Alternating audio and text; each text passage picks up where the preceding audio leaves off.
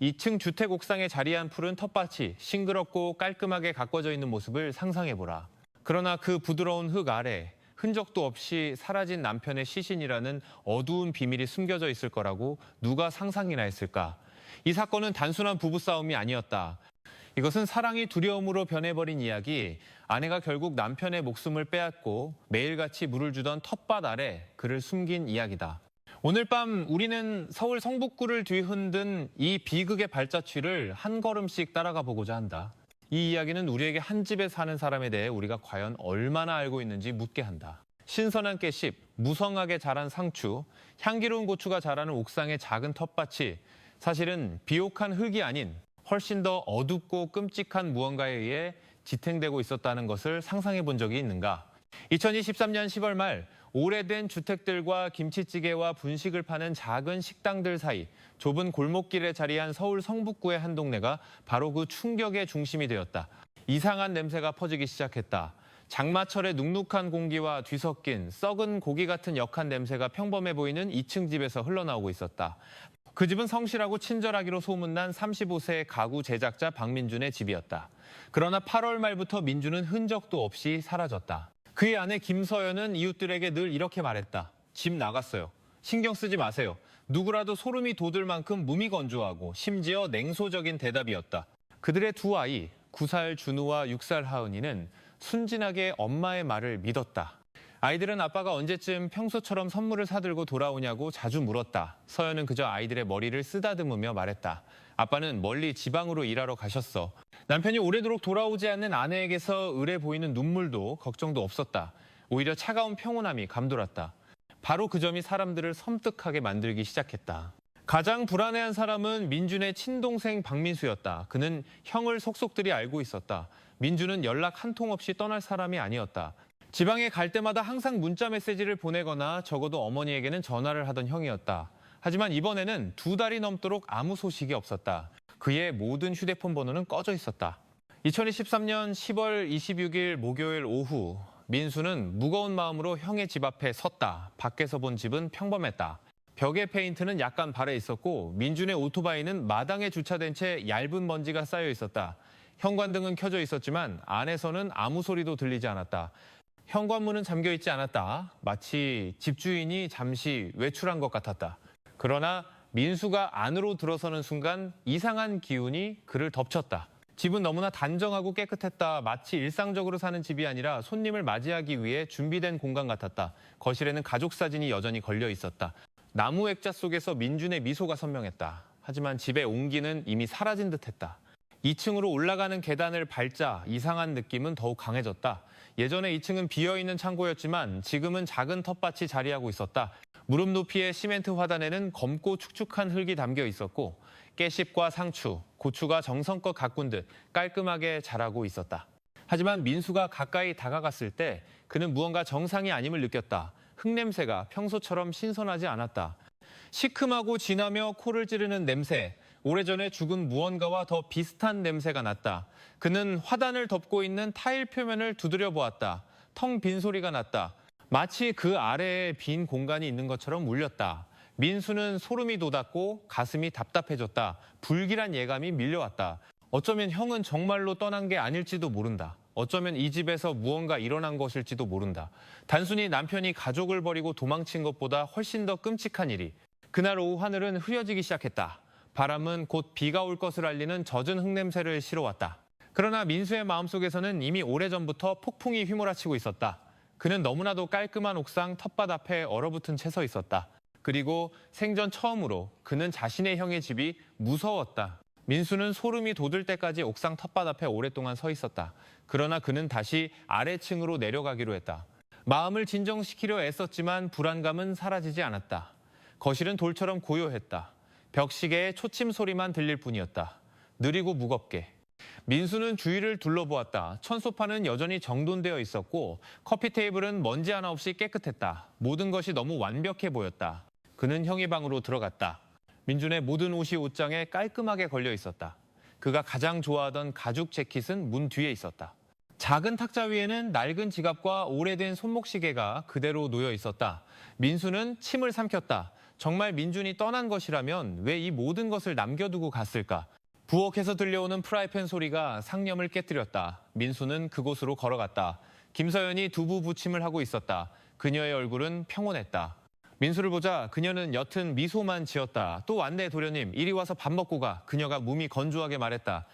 민수는 날카롭게 쳐다봤다. 형수님, 형이 소식 없는지 벌써 2달이 넘었어요. 어떻게 이렇게 태어나실 수 있어요? 서연은 어깨를 으쓱하며 계속 요리를 저었다.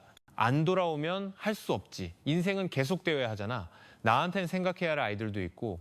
그 대답은 민수를 차갑게 침묵하게 했다. 남편을 잃은 아내의 대답 같지 않았다. 그날 밤 작은 월세방에서 민수는 잠을 이룰 수 없었다. 그는 무릎을 끌어안고 앉았다. 옥상 텃밭의 이미지가 계속 그를 괴롭혔다. 어린 시절의 기억이 떠올랐다. 민주는 그에게 이렇게 말했었다. 무슨 일이 있어도 가족이 최우선이야. 그 말이 가슴을 세게 후려쳤다. 다음 날 아침 민수는 다시 그 집으로 갔다. 그는 놀고 있는 준우와 하은이에게 인사했다. 준우가 순진하게 물었다. 삼촌, 아빠, 언제 와요? 엄마가 멀리 일하러 가셨다고 했는데 민수는 목이 메어 아이의 머리를 쓰다듬을 수밖에 없었다. 민수는 다시 2층으로 올라갔다. 그는 텃밭을 확인하는 척했다. 손으로 흙을 만졌다. 이상한 축축함, 무거움, 그리고 어젯밤 비가 온 뒤 더 강해진 희미한 악취가 느껴졌다. 그날 오후 그는 현관 앞에 앉아 있었다. 골목의 등들이 켜지기 시작했다. 근처 상가에서 들려오는 저녁 방송 소리가 들렸지만 그의 마음은 평온하지 않았다. 그때 동네 슈퍼 앞에서 두 청년이 나누는 대화가 들렸다. 야, 그 슈퍼 CCTV 영상 좀 이상하지 않냐? 그 아줌마가 한밤중에 시멘트를 옮기던데. 민수는 즉시 다가갔다. 사장님, CCTV 좀 볼 수 있을까요? 그가 슈퍼 주인 김 사장에게 물었다. 모니터 화면에 9월 2일 새벽에 녹화 영상이 나타났다. 서연이 모르는 남자와 함께 손수레에 시멘트 포대와 타일 더미를 싣고 집으로 향하는 모습이 선명했다. 서연의 얼굴은 심각해 보였다. 깊은 밤이었음에도 그녀의 눈은 불안하게 움직였다. 민수는 입을 다물지 못했다. 모든 조각이 맞춰지기 시작했다. 이상한 옥상 텃밭, 날이 갈수록 심해지는 악취, 남겨진 민준의 물건들. 그리고 이제 이 CCTV 영상까지. 그의 숨이 가빠졌다. 그는 뻣뻣하게 서서 손을 떨었다. 마음속으로 그는 그 집에 무엇이 숨겨져 있든 그 답이 결코 유쾌하지 않을 것임을 알았다. 그날 밤 민수는 무거운 발걸음으로 집으로 돌아갔다. 그의 마음은 질문으로 가득했고 머리는 형의 모습으로 복잡했다.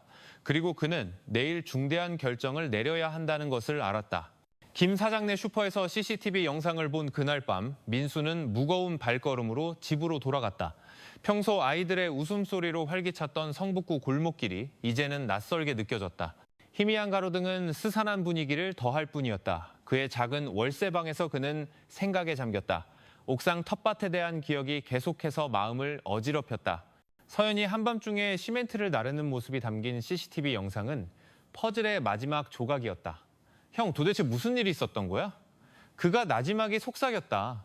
민수는 더 이상 모른 척할 수 없다는 것을 알았다. 그는 그 집으로 돌아가야 했다. 옥상 텃밭 뒤에 실제로 무엇이 숨겨져 있는지 확인해야만 했다. 다음 날 아침 그는 더 일찍 도착했다.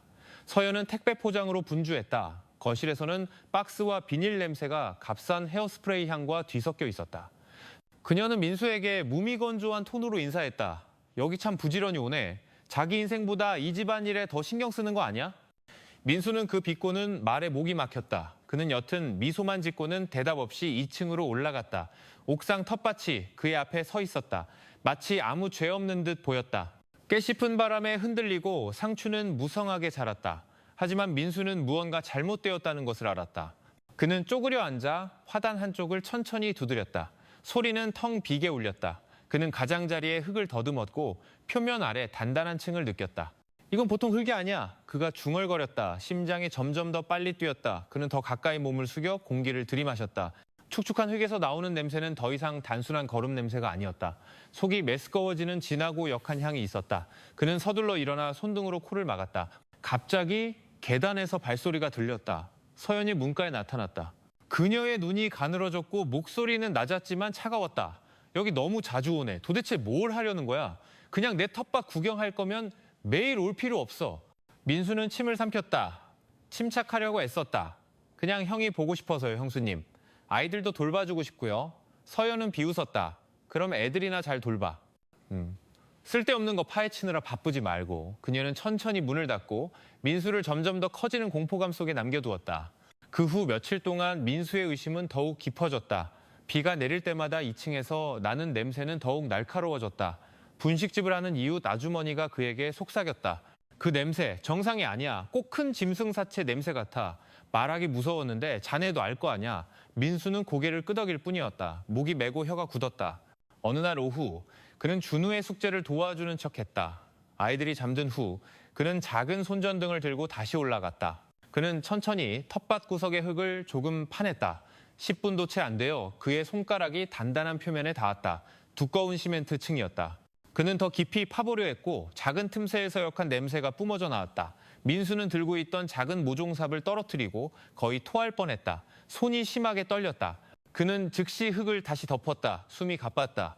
이제 그는 이 텃밭 아래 무언가 숨겨져 있다는 것을 확신했다. 다른 사람, 특히 서연이 알아서는 안 될 무언가가. 다음날 아침 아이들과 함께 아침 식사를 할 때 민수는 준우와 하은이의 순진한 얼굴을 바라보았다. 아이들은 아무것도 모른 채 밝게 웃었다. 그들 뒤에 서연이 무표정한 얼굴로 서서 짧게 말했다. 여기 오는 게 피곤하면 도련님, 쓸데없이 참견하지 않는 게 좋을 거야. 너무 알려고 드는 사람은 보통 빨리 다치는 법이거든. 그 말에 민수의 피가 얼어붙었다. 그는 자신이 이 집의 비밀에 너무 깊이 들어왔다는 것을 깨달았다. 집을 나온 후 그는 골목 끝에 오랫동안 서 있었다. 숨은 아직 안정되지 않았고 심장은 세차게 뛰었다. 그는 그 집을 다시 한번 쳐다본 다음 자신에게 조용히 말했다. 내일 경찰서에 갈 거야. 어떤 위험이 따르더라도 진실은 밝혀져야 해. 그날 아침 성북구의 공기는 아직 밤사이 내린 비의 여운으로 축축했다. 나무 잎에는 이슬이 맺혀 있었고 젖은 흙냄새가 공기를 가득 채웠다. 그러나 민수에게 그 아침은 평범한 아침이 아니었다. 그는 밤새 잠을 이루지 못했다. 서연의 말이 귓가에 계속 맴돌았다. 너무 알려고 드는 사람은 보통 빨리 다치는 법이거든. 그 말은 단순한 경고가 아니라 위협이었다. 그리고 그 위협은 그를 큰 길가에 있는 경찰서로 향하게 하기에 충분했다. 약간 낡은 흰색 페인트 칠을 한 소박한 건물이 그의 앞에 서 있었다. 태극기가 바람에 천천히 펄럭였다. 민수는 정문 앞에서 잠시 멈춰 심호흡을 한 뒤 용기를 내어 안으로 들어갔다. 젊은 경찰관이 안내 데스크에서 그를 맞으며 용건을 물었다. 긴장감에 섞인 쉰 목소리로 민수는 대답했다. 형의 실종 신고를 하러 왔습니다. 2달이 넘었는데 뭔가 잘못된 게 틀림없습니다. 얼마 지나지 않아 그는 형사실로 안내되었다. 단정한 제복을 입은 40대 남성이 자신을 이정훈 형사라고 소개했다. 그의 눈은 날카로웠지만 목소리는 차분했다. 그는 민수에게 앉으라고 권하고 처음부터 이야기를 해달라고 요청했다. 민수는 조금도 숨기지 않고 모든 것을 털어놓았다. 8월 말부터 사라진 민준, 갑자기 나타난 옥상 텃밭, 점점 심해지는 악취, 서연의 차가운 태도, 그리고 한밤중에 서연이 낯선 남자와 함께 시멘트를 나르는 모습이 담긴 CCTV 영상까지. 민수가 이야기를 마친 후 방은 한동안 조용했다. 이 형사는 손가락으로 책상을 가볍게 두드리며 방금 들은 모든 말을 곱씹었다. 그러니까 형수님을 의심하고 있다는 말씀이시군요. 그가 조심스럽게 물었다. 민수는 고개를 숙이고 천천히 끄덕였다. 무거운 혐의인 거 압니다, 형사님. 하지만 저는 제 형을 압니다. 형은 연락 한 통 없이 그렇게 떠날 사람이 아닙니다. 모든 단서는 그의 집을 가리키고 있었다. 이 형사는 앞에 놓인 빈 서류철을 덮고 짧게 말했다. 알겠습니다. 저희가 조치하겠습니다. 하지만 경솔하게 행동하지 마십시오. 모든 것은 절차에 따라 진행되게 하십시오. 민수는 가슴이 여전히 요동쳤지만 고개를 끄덕였다. 그는 방금 언제 터질지 모르는 긴 도화선에 불을 붙인 기분이었다. 그날 오후 경찰차 2대가 성북구의 좁은 골목으로 들어섰다. 식당에 앉아있던 주민들이 즉시 일어나 길가에 모여들었다. 수군거림이 빠르게 퍼져나갔다. 경찰이 민준 씨 집에 왔네, 결국. 그 집 냄새가 정말 이상하긴 했어. 애들이 불쌍해서 어떻게 세상에. 민수는 인파 속을 걸으며 경찰관들과 함께 형의 집으로 향했다. 발걸음 하나하나가 무거웠다. 마치 골목길의 땅이 그의 발을 아래로 끌어당기는 것 같았다. 집 앞에는 이미 서연이 서 있었다. 그녀의 표정은 순간 놀란 기색을 보였지만 이내 무표정으로 변했다. 그녀는 차가운 목소리로 물었다. 무슨 일이시죠? 이 형사가 앞으로 나서 신분증을 보였다. 부인, 남편이신 박민준 씨의 실종 신고가 접수되었습니다. 이 집을 수색해야겠습니다. 서연은 잠시 침묵하더니 희미하게 미소 지었다. 그러시죠. 이 집은 아무것도 숨기고 있지 않으니까요. 수색이 시작되었다. 경찰은 거실을 샅샅이 뒤지며 모든 세부 사항을 기록했다. 가족 사진은 여전히 벽에 걸려 있었고 민준의 옷들은 옷장에 단정하게 걸려 있었다. 심지어 그의 낡은 지갑과 손목시계도 탁자 위에 그대로 놓여 있었다. 한 경찰관이 고개를 저으며 속삭였다. 멀리 떠난 사람이 이 모든 걸 남겨두고 가는 건 이상한데요. 그들은 이어서 2층으로 올라갔다. 옥상 텃밭문이 열리자마자 이상한 냄새와 뒤섞인 퀴퀴한 공기가 방을 가득 채웠다.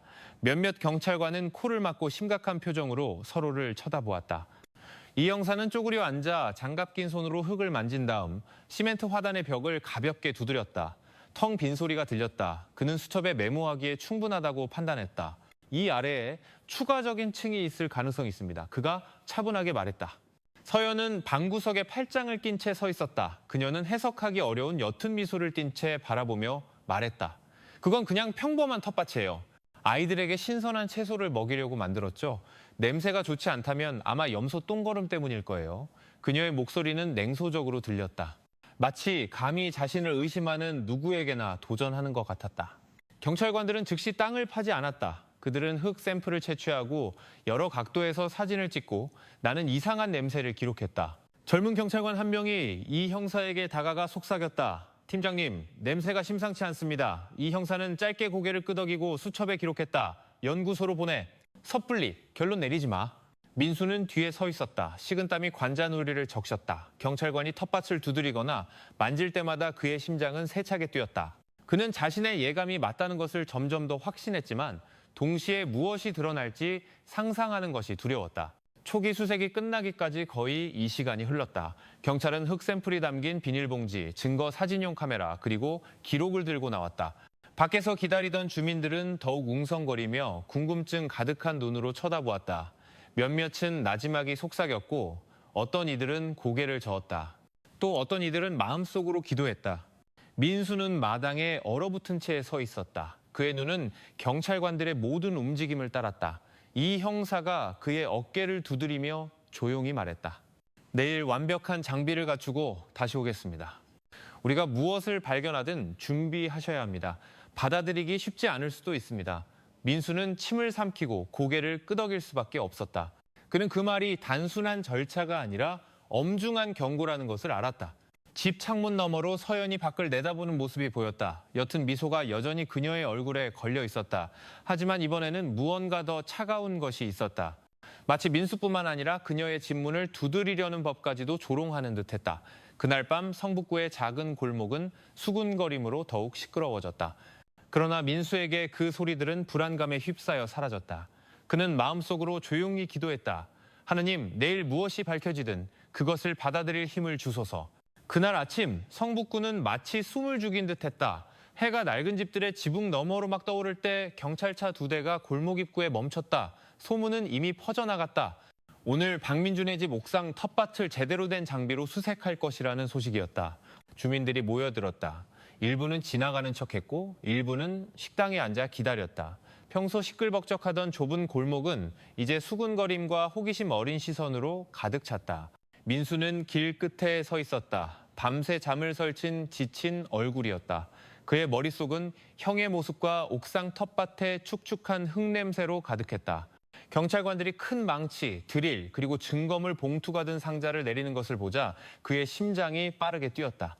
집 앞에는 서연이 기다리고 있었다. 그녀는 파란색의 소박한 원피스를 입고 있었다. 머리는 단정하게 묶여 있었다. 그녀의 얼굴은 표정 없이 굳어 있었다. 그러시죠. 하실 일을 하세요. 그녀가 조용히 말했다. 그러나 그 목소리는 오히려 민수의 소름을 돋게 했다. 너무나도 침착해서 마치 도전하는 것 같았다. 경찰관들은 즉시 들어가 서연의 2아이를 이웃집으로 옮겨 현장을 보지 못하게 했다. 그러고 나서 이정훈 형사가 짧게 지시했다. 옥상 텃밭에 집중한다. 모든 세부 사항을 기록하고 단독 행동은 금물이다. 그들은 2층으로 올라갔다. 문이 열리자마자 퀴퀴한 공기가 훅 끼쳐왔다. 아무도 말을 하지 않았지만 모두 그 냄새가 평범하지 않다는 것을 알았다. 드릴이 켜지자 그 소리가 방을 가득 채우며 울렸다. 화단의 타일이 진동하며 하나둘씩 금이 가기 시작했다. 그리고 얇은 먼지가 흩날렸다. 민수는 뒤에 서 있었다. 두 손을 꽉 쥐었다. 타일이 깨질 때마다 그의 몸도 함께 부서지는 것 같았다. 그는 눈을 감고 싶었지만 차마 고개를 돌릴 수도 없었다. 몇 분 후 타일층이 벗겨지며 그 아래 단단한 시멘트가 드러났다. 큰 망치가 내려왔다. 첫 번째 타격음이 크게 울리자 밖에 있던 주민들은 순간적으로 조용해졌다. 계속해 이정훈 형사가 단호하게 말했다. 다음 타격은 새로운 균열을 만들었다. 작은 틈새들에서 퀴퀴한 공기가 더 강하게 새어나왔다. 몇몇 경찰관은 코를 막았지만 작업을 멈추지 않았다. 민수는 숨을 참았다. 속이 메스꺼웠지만 그는 움직이지 않았다. 마음속에는 오직 하나의 기도뿐이었다. 하느님, 제게 힘을 주세요. 집 밖의 분위기는 점점 더 조용해졌다. 망치 소리가 숨막히는 호흡 소리와 뒤섞였다. 호기심과 공포가 뒤섞인 채 사람들은 기다렸다. 서연은 방구석에 서 있었다. 그녀의 눈은 민수를 향했다. 이번에는 차가운 시선뿐만이 아니었다. 그녀는 입을 열어 나지막이 말했다. 이걸 다 파헤치면 네 인생이 평온할 거라고 생각하지 마.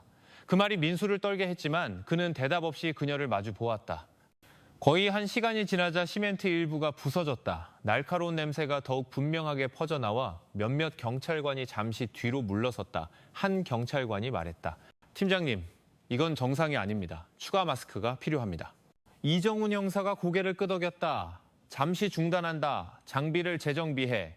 이다음부터는 되돌릴 길이 없다. 민수는 두 손으로 얼굴을 가렸다. 눈물이 흘렀다. 그는 곧 모든 것이 드러날 것임을 알았다. 동네 사원에서 정오를 알리는 사이렌이 울렸다. 그 소리는 마지막 망치 소리와 뒤섞였다. 밖에 있던 주민들은 고개를 숙였다. 일부는 기도했다. 안에서는 긴장감이 더욱 짙어졌다. 이정훈 형사는 부하들을 바라보았다. 짧은 휴식 후에 계속한다. 본격적인 발굴은 내일 아침에 시작될 것이다. 민수는 서연을 향해 고개를 돌렸다. 그 여자는 긴 숨을 내쉬고는 거의 들리지 않게 속삭였다. 가끔은 무언가 묻혀있는 편이 더 나을 때도 있어. 그 말은 공중에 떠다니며 무거운 분위기를 더했다. 방 안의 모든 사람들은 내일이 오늘과 같지 않을 것임을 알았다. 다음 날 아침 성북구는 해가 막 떠오를 때부터 다시 수군거림으로 가득 찼다. 주민들은 오늘 경찰이 박민준의 집 옥상 텃밭을 완전히 파헤칠 것이라는 것을 알고 있었다. 민수는 천천히 현장으로 걸어갔다. 밤새 거의 잠을 못 잤다. 그의 머릿속은 시멘트 균열과 형의 얼굴 이미지로 가득했다. 몸은 지쳤지만 그의 발걸음은 단호했다. 진실은 밝혀져야만 했다. 오전 9시경 경찰차 2대가 골목 입구에 멈췄다. 더 많은 인력이 투입되었고 그들은 대형 드릴 망치, 심지어 시신 가방까지 들고 있었다. 주민들은 길을 터주었지만 그들의 시선은 경찰관들의 모든 움직임에 고정되어 있었다. 서연은 검은 스카프를 두르고 집문 앞에 서 있었다. 그녀의 얼굴은 여전히 한마디 말도 없이 굳어 있었다. 그녀는 잠시 고개를 돌리더니 안으로 들어갔다. 그 모습을 본 민수는 가슴이 답답해졌다. 그 차가운 태도는 모든 희망을 닫아버리는 것 같았다. 경찰관들은 즉시 두 아이를 이웃집으로 옮긴 다음 2층으로 올라갔다. 드릴이 굉음을 내며 어젯밤 이미 금이 갔던 시멘트를 부수기 시작했다. 타격음과 먼지가 방을 가득 채웠다. 몇 분 후 틈이 더욱 넓어졌다. 안에서 퀴퀴한 공기가 새어나왔다. 냄새는 날카롭게 코를 찔렀다.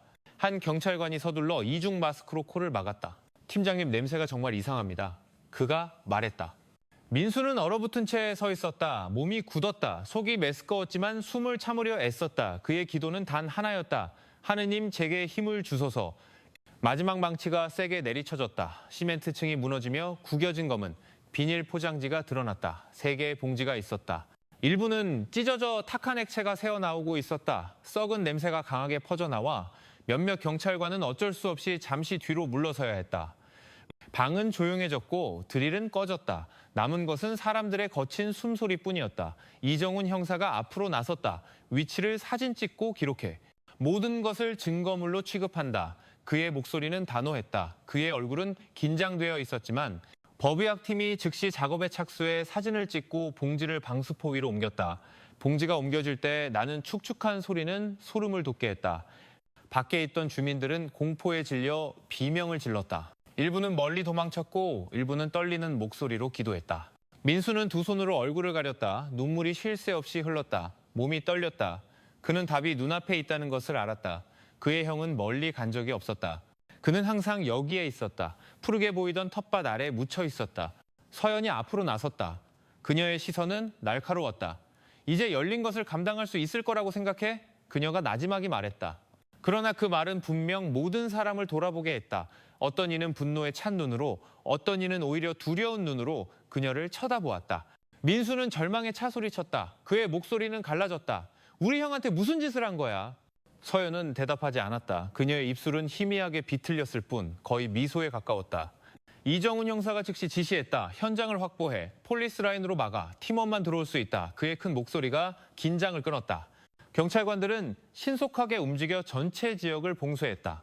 민수는 바닥에 주저앉았다. 그의 손은 마치 기댈 곳을 찾으려는 듯 금가고 먼지투성이인 타일을 더듬었다. 그의 머릿속에는 단 하나의 고통스러운 현실만이 있었다. 그 순간부터 그의 삶과 그의 모든 가족의 삶은 결코 예전과 같지 않을 것이었다. 옥상 텃밭에서 검은 비닐봉지 3개가 수습된 이후 성북구는 여전히 수군거림으로 가득했다. 이제 박민준의 집 앞에는 폴리스 라인이 둘러쳐져 그 건물을 미스터리와 공포의 상징으로 만들었다.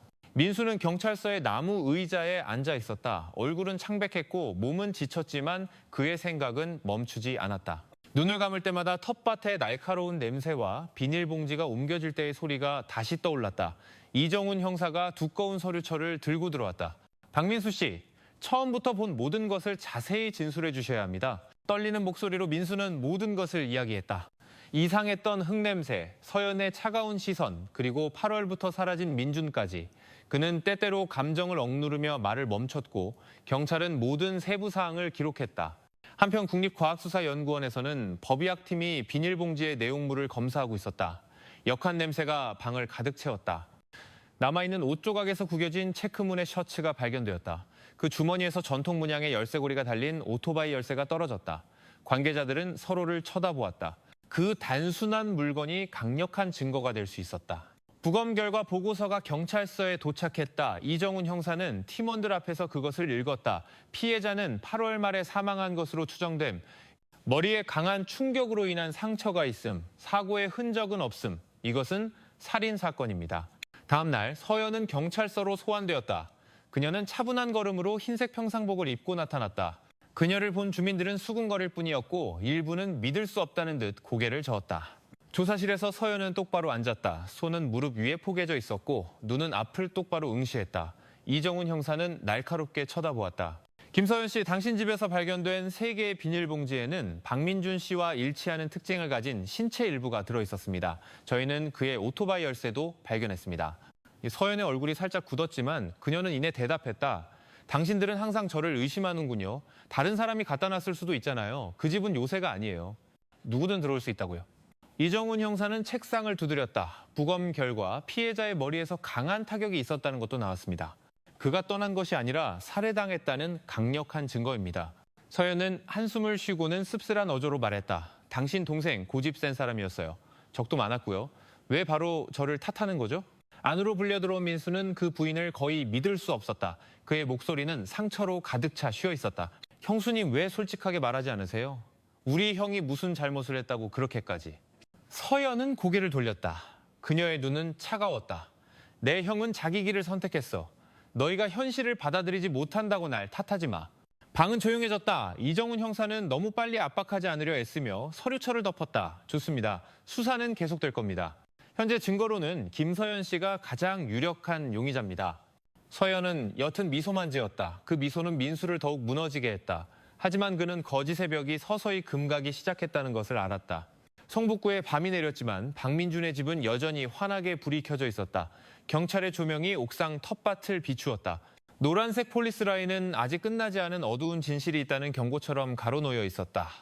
경찰서에서 이정훈 형사는 현장 감식팀으로부터 새로운 보고를 받았다. 팀장님, 텃밭 구석을 더 깊이 파보니 단단한 물체가 든 자루를 발견했습니다. 이정훈 형사는 고개를 끄덕일 뿐이었다. 즉시 연구소로 보내. 다음 날 아침 그 물건은 증거물 테이블 위에 놓여 있었다. 갈색의 말은 자국이 여전히 묻어있는 녹슨 쇠질의 때였다. 그 옆에는 라벨이 희미한 작은 병에 탁한 흰색 액체가 들어있었다. 담당자가 설명했다. 수면제로 추정됩니다, 팀장님. 초기 검사 결과 위에서 발견된 성분과 동일한 것으로 나왔습니다. 하지만 아직 최종 결과를 기다리고 있습니다. 그것을 목격한 민수는 입을 막았다. 얼굴이 창백해졌다. 몇 달 전 민준이 했던 불평이 떠올랐다. 서연이 타준 커피를 마시면 유난히 빨리 잠이 든다고 했던 말. 그 기억은 이제껏 무시되었던 단서처럼 느껴졌다. 그날 오후 서연은 다시 소환되었다. 조사실은 평소보다 더 좁게 느껴졌다. 이정훈 형사는 쇠지렛 대와 병을 테이블 위에 놓았다. 그의 목소리는 단호했다. 김서연 씨, 이 물건들은 당신 집 옥상 텃밭에 묻혀 있었습니다. 쇠지렛 대와 진정제가 든 병입니다. 설명해 주시죠. 서연은 두 물건을 흘끗 보고는 어깨를 으쓱했다. 그 쇠지렛 대는 오래된 텃밭 도구예요. 있는 줄도 잊고 있었네요. 수면제는 제 거예요. 의사 처방 받은 거고요. 제가 불면증이 심해서요. 이정훈 형사는 몸을 앞으로 숙였다. 문제는 이 병에 든 액체가 피해자의 몸에서 발견된 것과 유사하다는 겁니다. 그리고 이 쇠지렛 대는 그냥 방치된 게 아니라 깔끔하게 묻혀 있었고요. 서연은 긴 한숨을 내쉬었다. 그녀의 목소리는 씁쓸하게 들렸다. 민준 씨, 그는 고집이 셌어요. 그를 싫어하는 사람도 많았고요. 당신들은 너무 빨리 저를 의심하고 있어요. 방구석에 앉아있던 민수가 마침내 폭발했다. 그의 눈에는 눈물이 고였고 목소리는 갈라졌다. 형수님, 그만 둘러대세요. 우리 형은 여기서 적이 없었어요. 매일 같이 있던 건 형수님이잖아요. 무슨 일이 있었는지 아시잖아요. 서연은 날카로운 시선으로 돌아보았다. 민수 씨, 당신은 가끔 왔을 뿐이야. 그 집 속사정은 몰라. 아는 척 심판하지 마. 방 안의 분위기는 팽팽해졌다. 이정훈 형사는 서연을 깊이 들여다보았다. 그의 목소리는 낮았지만 날카로웠다. 부인께서 부인할수록 무언가 숨기고 있다는 게 더 명확해집니다. 증거는 이 집 안을 가리키고 있습니다. 당신이 더 이상 거부할 수 없을 때까지 저희는 계속 파헤칠 겁니다. 서연은 잠시 눈을 감았다가 희미한 미소를 띤 채 다시 떴다. 그러시죠. 하지만 나중에 발견한 것이 당신들이 상상했던 것과 다르다고 놀라지는 마세요. 이정훈 형사는 더 이상 반응하지 않으려 애썼다. 그는 천천히 서류철을 덮고 보고서에 짧게 기록했다. 초기 증거 강화됨. 대상은 여전히 버티고 있음. 압박을 위한 다음 단계 필요. 민수는 무거운 발걸음으로 방을 나왔다. 그날 밤 성북구는 고요했다. 하지만 그의 가슴 속에서는 질문과 고통의 소리가 계속해서 울려 퍼졌다. 그는 진실이 눈앞에 있지만 곧 찢어질 얇은 장막에 가려져 있다는 것을 알았다. 그날 아침 성북구 경찰서는 평소보다 더 긴장감이 감돌았다. 모든 법의학 결과가 도착했고 그동안 기다려온 진실의 조각들을 가져왔다. 민수는 대기 의자에 앉아 있었다. 잠을 설쳐 얼굴이 창백했다. 그는 고개를 숙이고 두 손을 꽉 쥐었다. 마치 무거운 무언가를 마주할 마음의 준비를 하는 것 같았다. 서연은 조사실로 이끌려 들어왔다. 이번에는 손에 수갑이 채워져 있었지만 그녀의 얼굴은 여전히 침착했다. 그녀는 뻣뻣한 자세로 앉아 앞을 똑바로 응시했다. 이정훈 형사는 두꺼운 서류철을 열고 단호하게 말했다. 김서연 씨, 연구소 결과가 나왔습니다. 텃밭에서 발견된 쇠지렛대에는 피해자의 혈흔뿐만 아니라 당신의 지문도 묻어 있었습니다. 순간 서연의 얼굴이 굳었지만 그녀는 이내 한숨을 쉬었다. 지문이라니 당연하죠. 제가 텃밭 일할 때 썼으니까요. 그게 제가 때렸다는 증거는 아니잖아요. 이정훈 형사는 감정을 억누르며 책상을 두드렸다. 그뿐만이 아닙니다. 저희가 발견한 수면제 병에도 피해자의 위에서 발견된 것과 동일한 성분의 액체가 들어있었습니다. 이 모든 것이 우연이라고 말하기는 어렵습니다. 서연은 옅게 미소 지었다. 그녀의 목소리는 낮았지만 날카로웠다. 제가 바보인 줄 아세요? 증거는 조작될 수 있어요. 누구든 그 병을 우리 집에 갖다 놓을 수 있다고요. 그동안 참아왔던 민수가 마침내 크고 갈라진 목소리로 외쳤다. 형수님, 변명 그만하세요. 우리 형은 이런 일을 당할 사람이 아니었어요. 형이 어떤 사람이었는지 알잖아요. 서연은 차가운 눈으로 돌아보았다. 민수 씨, 당신은 형의 겉모습만 봤을 뿐이야. 같이 살아보지 않았잖아. 아는 척하지 마. 이정훈 형사는 몸을 앞으로 숙였다. 그의 목소리는 무거웠다. 그렇다면 그 집에서 무슨 일이 있었던 겁니까? 저희는 민준 씨가 과거에 누군가 최수진이라는 여성과 나눈 연락 기록도 발견했습니다. 그것이 당신이 위협을 느낀 이유였습니까? 처음으로 서연의 시선이 변했다. 그녀의 눈에 짧은 섬광이 스쳤다. 그리고 그녀는 고개를 숙였다. 사적인 일에 참견하지 마세요. 당신들은 아무것도 몰라요. 민수는 그 이름을 듣고 깜짝 놀랐다. 최수진. 그는 민준이 전화통화에서 그 이름을 언급하는 것을 들은 적이 있었지만 의심해 본 적은 없었다. 이제 모든 조각이 연결되는 것 같았다.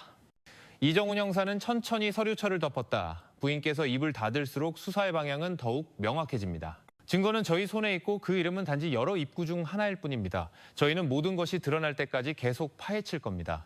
서연은 침묵했다. 그녀의 얼굴은 더 이상 이전처럼 굳건하지 않았다. 그녀는 잠시 눈을 감았다가 희미한 미소를 띤 채 다시 떴다. 그럼 그러시죠. 하지만 진실이 당신들이 생각하는 것처럼 단순하지 않다고 놀라지는 마세요. 침묵이 방을 가득 채웠다. 민수는 고개를 숙였다. 소리 없는 눈물이 떨어졌다. 그는 마음속으로 속삭일 수밖에 없었다.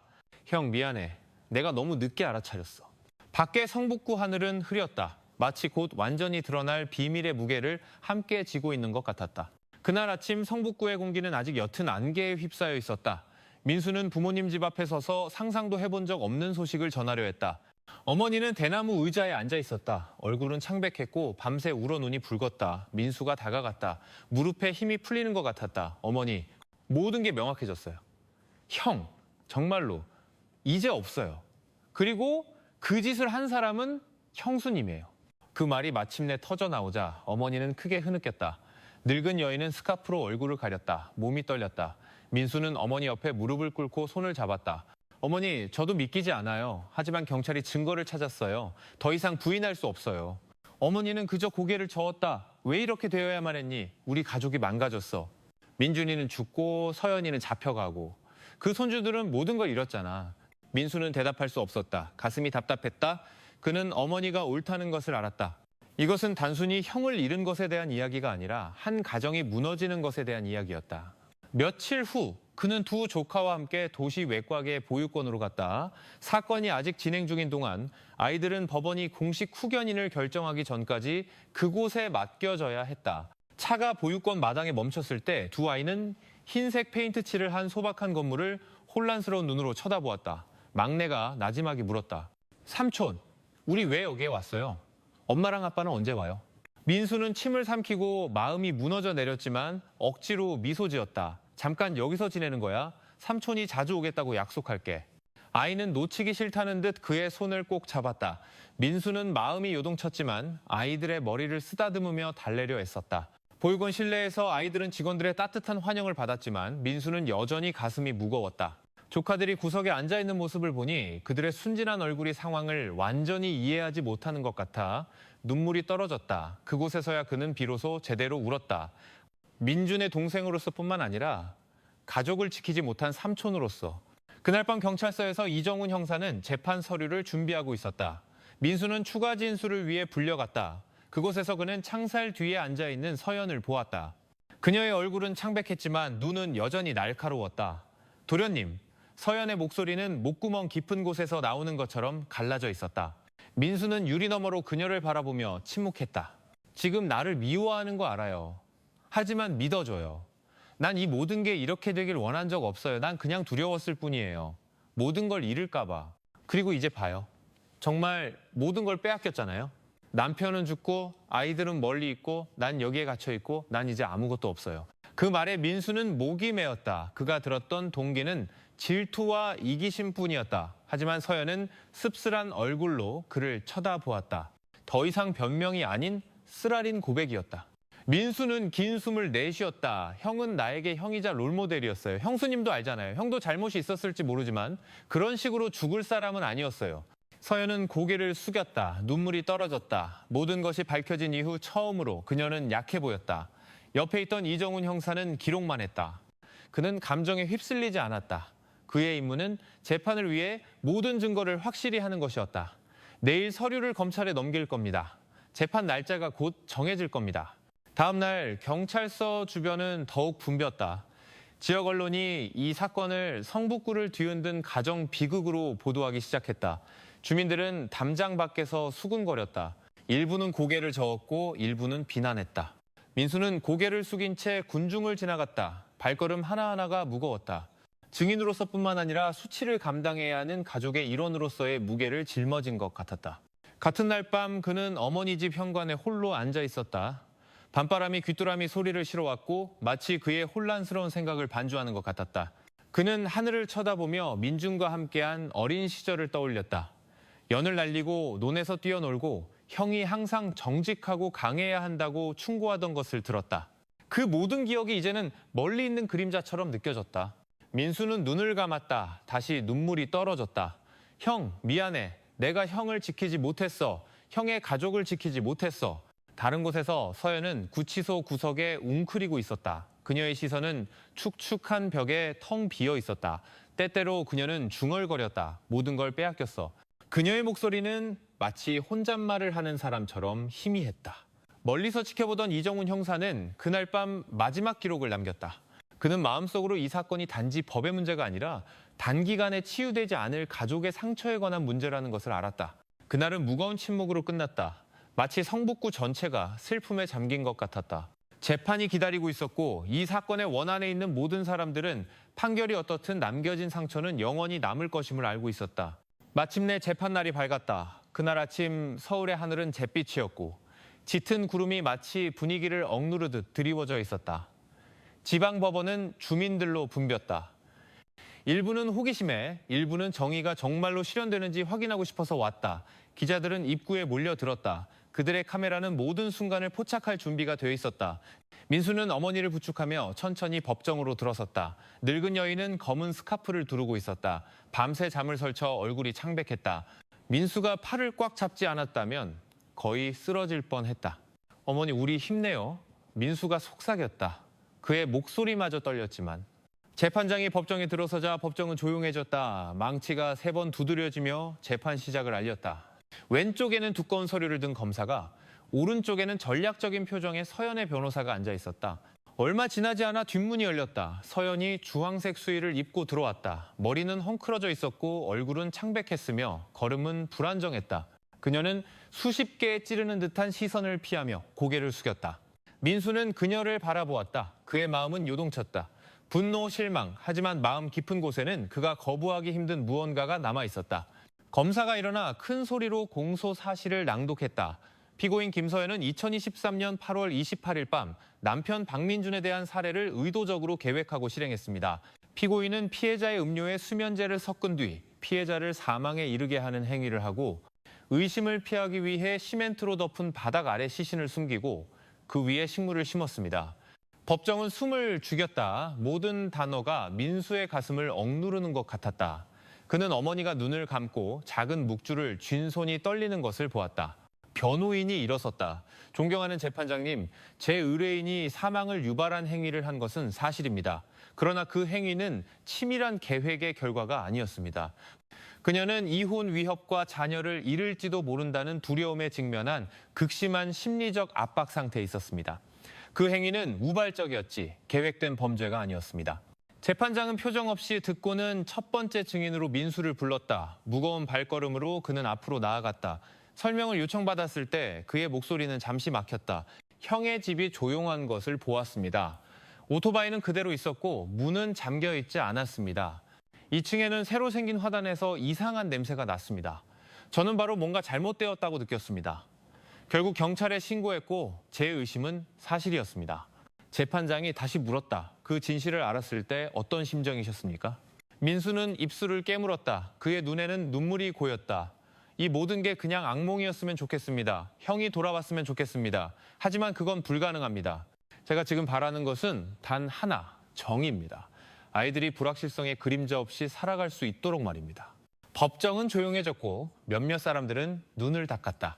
다음 증인은 최수진이었다. 그녀의 등장은 방청석에서 수군거림을 일으켰다. 수진은 연한 갈색의 소박한 옷차림이었다. 그녀의 목소리는 단호했다. 얼굴은 분명 긴장되어 있었지만 저는 고 박민준 씨와 한때 가까웠던 것이 사실입니다. 하지만 그 관계는 그가 서연 씨와 결혼하기 훨씬 전에 끝났습니다. 우리는 가끔 안부를 주고받았을 뿐입니다. 그러나 작년 초부터 나중에 알고 보니 서연 씨의 번호로 온 메시지를 받기 시작했습니다. 메시지는 위협으로 가득했습니다. 내 남편이랑 계속 연락하면 후회하게 될 거야. 심지어 아이들 사진도 메시지에 첨부되어 있었습니다. 저는 두려웠습니다. 검사가 말을 이었다. 피해자는 당신과 계속 연락했습니까? 수진은 단호하게 고개를 저었다. 아닙니다, 재판장님. 사회활동에 관한 짧은 연락뿐이었고 그 이상은 없었습니다. 수진의 증언은 분위기를 더욱 긴장시켰다. 사람들은 서로를 쳐다보며 일부는 나지막이 속삭였다. 검사는 서연의 질투가 근거도 없이 도를 넘었다고 강조했다. 이제 서연이 말할 차례였다. 그녀는 일어섰다. 손이 떨리며 마이크를 잡았다. 목소리는 쉬어 있었다. 저는 모든 것을 부인할 수 없습니다. 그날 밤 저는 세상이 저를 등진 것 같았어요. 버려진 것 같았고 기댈 곳이 없었어요. 민준 씨가 헤어지자고 말하는 것을 보자 정신이 아득해졌어요. 그를 죽일 생각은 없었어요. 하지만 어떻게 모든 것을 멈춰야 할지도 몰랐어요. 그가 쓰러졌을 때 저는 패닉에 빠졌어요. 저는 그냥 덮고 싶었어요. 그러면은 문제가 사라질 것처럼요. 그녀는 말을 멈추고 고개를 숙였다가 조용히 말을 이었다. 제가 모든 것을 망쳤다는 걸 알아요. 하지만 믿어주세요. 전 민준 씨를 미워한 적 없어요. 전 단지 제 자신의 두려움에 의해 무너졌을 뿐이에요. 몇몇 사람들은 긴 한숨을 내쉬었지만 검사는 즉시 일어섰다. 그의 목소리는 단호했다. 존경하는 재판장님, 두려움이나 절망이 다른 사람의 생명을 앗아갈 이유가 될 수는 없습니다. 피해자는 생명을 잃었고 아이들은 아버지를 잃었으며 가족은 파괴되었습니다. 그 사실은 어떤 이유보다도 더 큽니다. 재판은 점심시간까지 계속되었다. 증거들이 제시되었다. 법의학 결과 부패 냄새 없애는 법에 대한 서연의 휴대폰 검색 기록, 그리고 2층 리모델링을 목격한 이웃의 증언까지 모든 것이 그 행위가 단순한 우발적인 것이 아니라 계획의 요소가 있었음을 뒷받침했다. 재판장은 잠시 휴정을 선언하며 망치를 두드렸다. 민수가 법정을 나서자 기자들이 즉시 그를 둘러싸고 마이크를 들이댔다. 그는 짧게 말했다. 모든 것을 법에 맡기겠습니다. 저는 단지 제 조카들이 나중에 부모 없이도 평온하게 살 수 있기를 바랄 뿐입니다. 법원 밖의 하늘은 점점 어두워졌다. 비가 천천히 내리기 시작했다. 민수는 땅에 떨어지는 빗방울을 쳐다보았다. 마치 자연도 그들의 가족을 위해 울고 있는 것 같았다. 그날 밤 그는 어머니 집 현관에 앉아 있었다. 차가운 바람이 그의 얼굴을 스쳤다. 어머니가 나지막이 속삭였다. 어떤 판결이 내려지든 우리 인생은 결코 예전과 같지 않을 거야. 민수는 어머니의 손을 잡았다. 그는 어두운 하늘을 쳐다보았다. 그 말이 쓰라린 진실이라는 것을 잘 알고 있었다. 이 상처는 남을 것이다. 재판장의 판결이 어떻든 간에. 재판 둘째 날은 흐린 하늘과 함께 시작되었다. 성북구 지방법원 앞은 사람들로 가득 찼다. 주민들은 플래카드를 들고 서 있었고 기자들은 자리를 차지하기 위해 다투었다.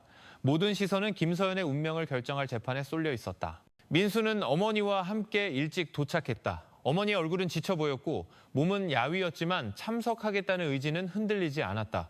내 아들에 대해 그들이 무슨 말을 하는지 직접 들어야겠어. 그녀가 나지막이 말했다. 민수는 법정으로 향하는 걸음을 도우며 그녀의 손을 꼭 잡을 뿐이었다. 재판이 시작되자마자 검사는 법의학 전문가 증인을 불렀다. 중년의 의사가 두꺼운 보고서를 들고 증인석에 올랐다. 검사 결과 피해자에 비해서 높은 농도의 수면제가 검출되었습니다. 이는 피해자가 완전한 의식을 잃게 하기에 충분한 양입니다. 또한 가슴 부위에서 외부 압력의 흔적을 발견했습니다. 사용된 도구는 특정할 수 없지만 사망을 앞당기는 데 기여한 물리적 압력이 분명히 있었습니다. 검사가 물었다. 이 조합이 위험합니까? 네, 그 조합은 사망의 원인이 되었을 가능성이 매우 높습니다. 법정은 갑자기 조용해졌다. 몇몇 방청객은 고개를 숙이고 숨을 참았다. 민수는 심장이 세차게 뛰는 것을 느꼈다. 이미 결과를 알고 있었지만 전문가에게서 직접 듣는 것은 모든 것을 더욱 현실적으로 만들었다. 변호인이 일어나 반박하려 했다. 존경하는 재판장님, 이 결론은 여전히 가능성에 불과합니다. 제 의뢰인은 냉정한 계획이 아닌 패닉 상태에 있었습니다. 재판장은 표정 없이 기록했다. 다음 증인으로 민준에 가까운 이웃인 박 씨가 증인석에 올랐다. 9월 초에 김서연 씨가 시멘트를 사는 것을 본 적이 있습니다. 그냥 리모델링인 줄 알았죠. 경찰이 오고 나서야 뭔가 이상하다는 걸 깨달았습니다. 그 외에도 그 집에서 몇 번 심한 말다툼 소리를 들었지만 그냥 가족 문제라고 생각했습니다. 그 증언은 분위기를 더욱 무겁게 만들었다. 이제 서연이 말할 차례였다. 그녀는 일어섰다. 목소리가 쉬어 있었다. 네, 제가 그 시멘트를 샀어요. 저는 궁지에 몰린 기분이었고 어떻게 해야 할지 몰랐어요. 민준 씨가 숨을 쉬지 않자 저는 그걸 덮었어요. 문제가 저절로 사라지길 바랐지만 현실은 더 나빴어요. 제 행동이 모든 것을 망쳤다는 걸 알아요. 그녀는 눈물이 고인 눈으로 재판장을 쳐다보았다. 제 자신을 위해 용서를 구하지는 않겠습니다. 다만 제발 제 아이들과 영원히 헤어지게 하지는 말아주세요. 그 아이들이 제가 살아가는 이유입니다. 방청객들 사이에서 수군거림이 들렸다. 검사는 즉시 반박했다. 오히려 아이들이 가장 큰 피해자입니다. 그들은 아버지를 잃었고 이제 어머니는 책임을 져야 합니다. 그것은 피고인 자신의 결정의 결과입니다. 민수는 고개를 숙였다. 마음이 흔들렸다. 그는 아이들에게 어머니가 필요하다는 것을 잘 알고 있었다. 하지만 민준을 위한 정의가 무시되어서는 안 된다는 것도 알았다. 점심 휴식 후 검사는 마지막 증거로 민준의 휴대폰에서 나온 음성 녹음을 제시했다. 법정은 즉시 조용해졌다. 민준의 지치고 무거운 목소리가 선명하게 들렸다. 난 이제 더 이상 못 버티겠어. 집이 더 이상 집 같지가 않아. 계속 여기에 있으면 무슨 끔찍한 일이 일어날 것만 같아 무서워. 그 순간 법정 전체가 얼어붙었다. 민수의 어머니는 얼굴을 가렸다. 몸이 심하게 떨렸다. 민수는 의자를 꽉 잡았다. 눈물이 쉴 새 없이 흘렀다. 그 말은 마치 구하지 못한 형의 마지막 메시지 같았다. 변호인은 그 충격을 막으려 애썼다. 존경하는 재판장님, 이 녹음은 단지 피해자의 감정 표현일 뿐 살인 계획을 증명하지는 않습니다. 검사는 단호하게 대답했다. 반대로 이 녹음은 피해자가 실질적인 두려움 속에서 살았으며 그 압박이 피고인으로부터 왔다는 것을 보여줍니다. 서연은 깊이 고개를 숙였다. 그녀의 입술에서는 아무런 반박도 나오지 않았다. 그날 오후 재판이 끝났을 때 밖의 분위기는 더욱 소란스러워졌다. 기자들이 민수에게 몰려들었다. 오늘 재판에 만족하십니까? 한 기자가 물었다. 민수는 붉어진 눈으로 카메라를 쳐다보았다. 만족하고 말고의 문제가 아닙니다. 중요한 것은 진실이 드러났다는 것입니다. 제 형은 이제 없지만 적어도 아이들은 나중에 아버지가 이유 없이 떠난 것이 아니라는 것을 알게 될 겁니다. 그날 밤 성북구에는 폭우가 쏟아졌다. 민수는 현관에 앉아 쏟아지는 비를 바라보았다. 녹음에서 들었던 민준의 마지막 말이 계속 귓가에 맴돌았다. 무슨 끔찍한 일이 일어날 것만 같아 무서워. 그 말은 이제 쓰라린 현실이 되었다. 구치소에서 서연은 두 아이의 사진을 끌어안고 앉아 있었다. 그녀의 입술이 떨리며 반복해서 속삭였다. 엄마가 미안해. 멈추지 않고. 모두가 증거가 점점 더 압박해오고 있음을 알았다. 판결은 시간 문제였고 매 순간 이 사건이 남긴 상처는 관련된 모든 이들에게 더욱 깊이 새겨졌다. 셋째 날, 재판은 이전보다 더 긴장된 분위기 속에서 시작되었다. 아침부터 성북구 지방법원 앞은 인산인해를 이루었다. 사람들은 빽빽하게 들어섰다.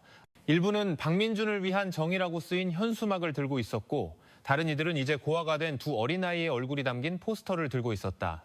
민수는 어머니와 함께 일찍 도착했다. 어머니의 몸은 점점 쇠약해졌지만 그녀는 끝까지 참석하겠다고 고집했다.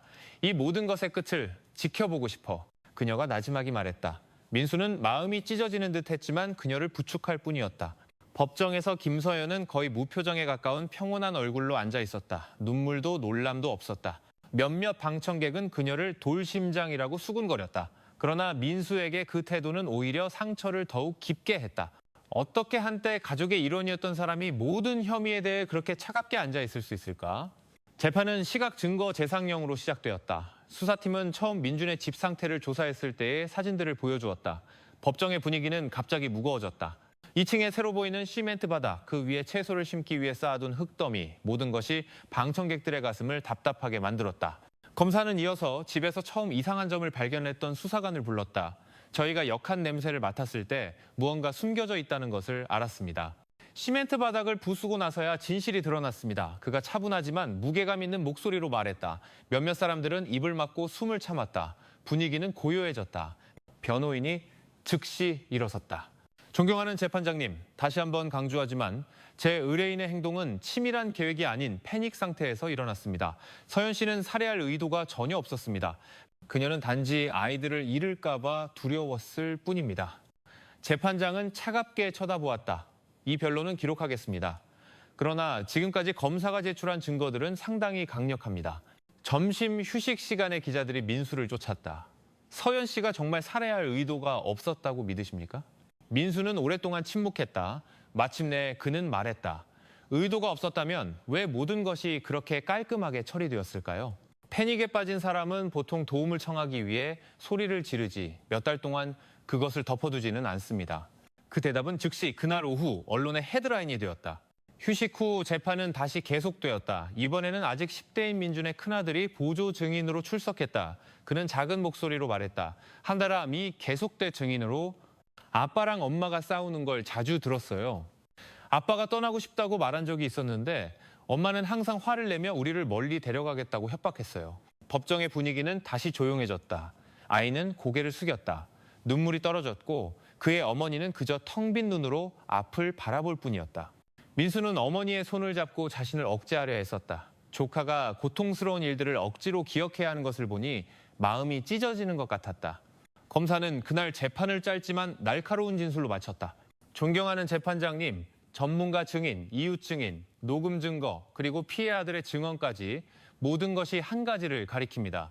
피고인은 단순히 패닉에 빠진 것이 아닙니다. 두려움이 있었고 질투가 있었으며 통제하려는 욕구가 있었습니다. 그리고 그 모든 것이 박민준의 생명을 앗아가는 것으로 귀결되었습니다.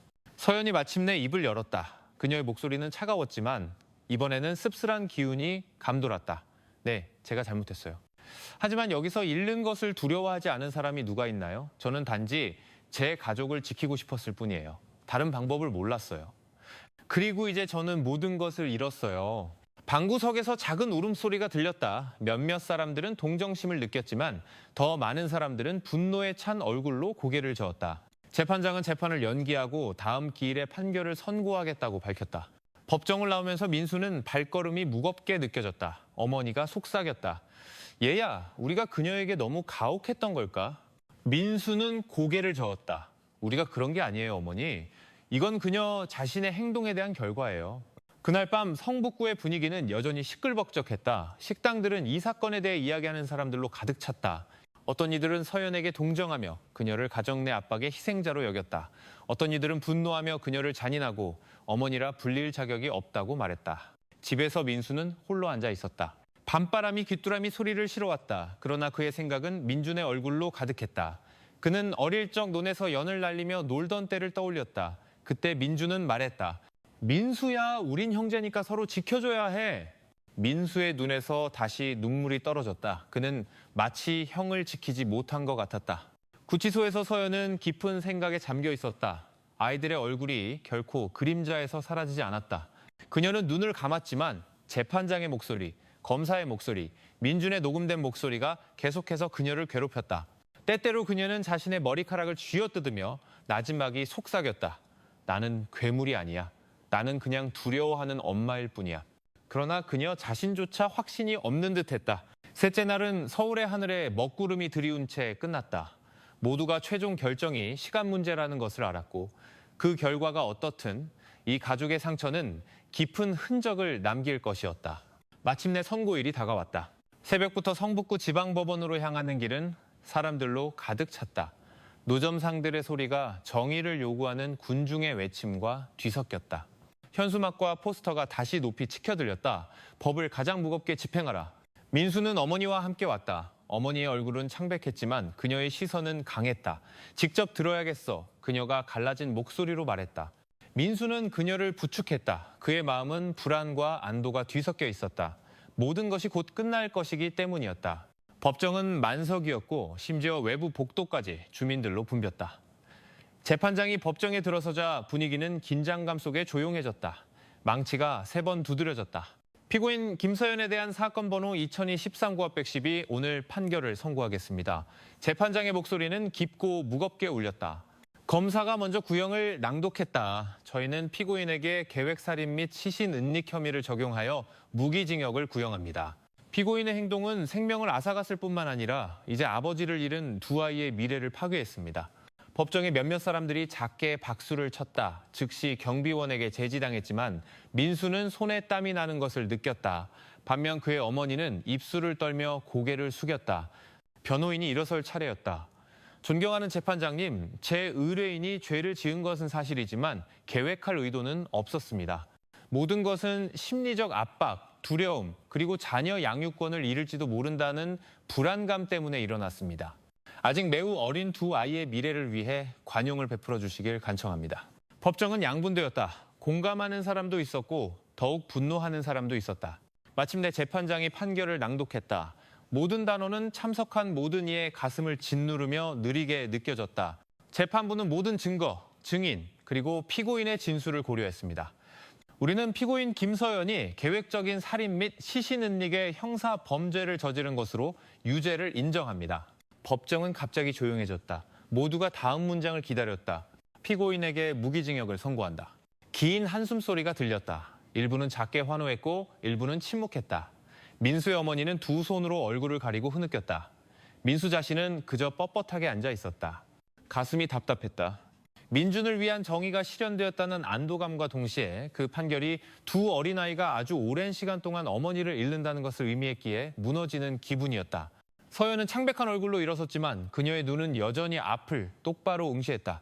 눈물은 없었다. 그녀는 나지막이 속삭였다. 내 아이들. 경찰이 그녀를 법정 밖으로 데려가기 전 문이 닫히자 법정은 마치 공기가 빠져나간 것 같았다. 재판장은 세 번째 망치질로 재판을 마쳤다. 재판을 마칩니다. 법원 밖에서 군중이 폭발했다. 기자들이 즉시 민수에게 다가왔다. 박민수 씨, 이 무기징역 판결에 만족하십니까? 민수는 떨리는 목소리로 카메라를 쳐다보았다. 정의는 실현되었습니다.